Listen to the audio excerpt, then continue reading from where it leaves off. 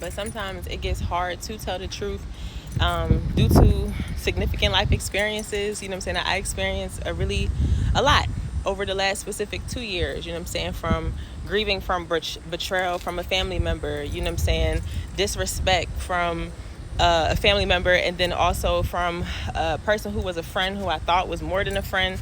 You know what I'm saying? Then I went through even more stuff with just like career wise. I went through a lot of transition. So I was in a very, and then even recently, grief again from losing loved ones. Like last year was tough, losing my best, one of my good best friends from high school. Like I'm still processing that, you know what I'm saying? Because when I went home, I didn't get to see her. It's like so much stuff in my head, and I have a tendency to put my stuff on the back burner and push other people's goals. So despite, me lying about the situation, I still try to show up and still become the woman of integrity without fully telling the truth. And it's like those of us who have engaged in lies, you can't move forward without getting the truth out. You have to get that part out first, and it's for your own peace of mind. Like once I did it, it was like a breath of fresh air, you know what I'm saying? And every time afterwards, God kept encouraging me to get the full truth out. He was like, stop, don't just give bits and pieces. And I remember even one of the last conversations that I had with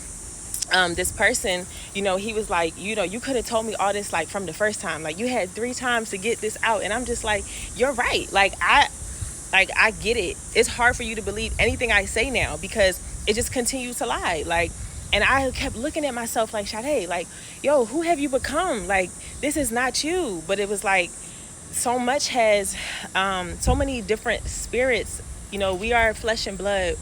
But this battle that we face in this life is not against flesh and blood, who we can see. It's a lot of evil spirits that work that we cannot see. And so you have to come out of agreement with certain people, places, and things, and come out of agreement with those spirits that you were attached to in order to come into agreement, right, with right spirits of truth, spirits of love, peace, joy, patience. Those are the fruits of Holy Spirit. And so I had to do the work, the hard work, to come back into agreement with God's spirit. And I'm very, very grateful that God has graced me to be back, walking as this woman of integrity. And it feels so good. Like, I don't do everything perfect, still not perfect.